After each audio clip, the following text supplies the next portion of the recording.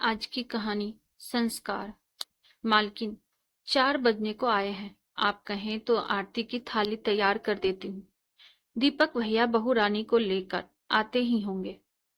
गृह सेविका नंदा ने जब अपनी मालकिन से पूछा तो देविका जी ने बेमन से उत्तर दिया, इसकी कोई आवश्यकता नहीं है नंदा। नई बहू रानी तो नए विचारों वाली विदेशी है।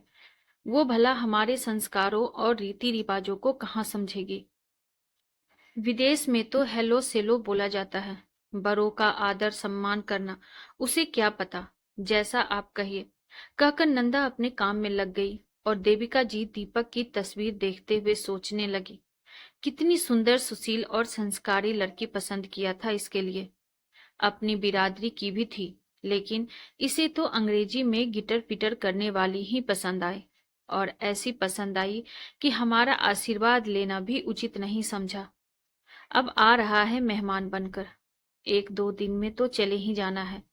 उसकी गोरी मैम यहाँ कहाँ ठहरने वाली है। एक ठंडी सांस लेते हुए वे उठ ही रही थी कि दरवाजे की घंटी बजी। नंदा, देख जरा कौन आया है। अनमनी से स्वर में उन्होंने नंदा को आवाज लगाई। दरवाजा खोलते ही नंदा खुशी से चीख पड़ी, मालकिन, बहू रानी। अच्छा अच्छा, आती हूँ, कहते हुए दरवाजे तक पहुंचकर वे ठिठक गई। दीपक के साथ लाल बनारसी साड़ी पहने और सिर पर पल्ला रखे एक श्वेत वर्ण की नव युवती को देखकर वे चौंक पड़े। माथे पर बड़ी लाल बिंदी, मांग में सिंदूर, लाली से रंगे होठ, हाथों में खनखनी थी चूड़ियां और आलते से रंगे पैरों में बिछिए पांजे देखकर वे तो दंग रह गई। दीपक ने कहा, माँ, ये आपकी बहू एलिना है। देवकी जी तो अपना सुध बुध ही खो बैठी थी। बेटे ने क्या कहा उन्हें सुनाई नहीं दिया। जब दीपक ने एलिना से माँ के पैर छूने को कहा तो एलिना बोली, अभी तो मम्मी जी मेरी आरती उतारेंगी, यही रिवाज है ना मम्मी जी।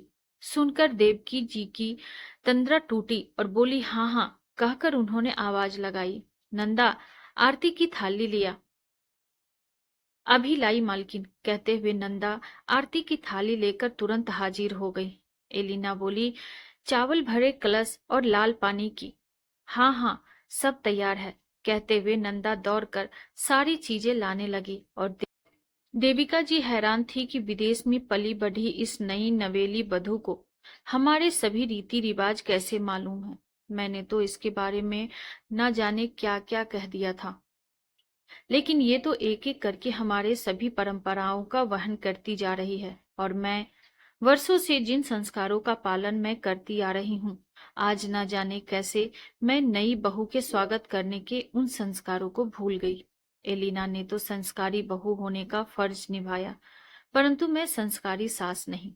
माँ, एलिना को आशीर्वाद नहीं देंगी? बेटे ने कहा तो उनकी नजर एलिना पर पड़ी, जो उनके पैरों को छू रही थी। उन्होंने मुस्कुराते हुए अपनी बहू को दूधो नहाओ वाला आशीर्वाद दिया।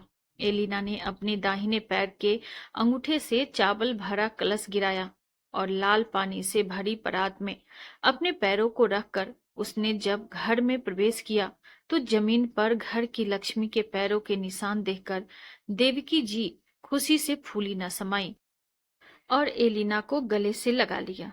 आपको हमारी ये कहानी कैसी लगी कमेंट बॉक्स में जरूर बताइए, और ऐसी ही ढेरों सारी कहानियों के लिए वीडियो को लाइक, शेयर और चैनल पे नए हैं तो सब्सक्राइब करना ना भूलें।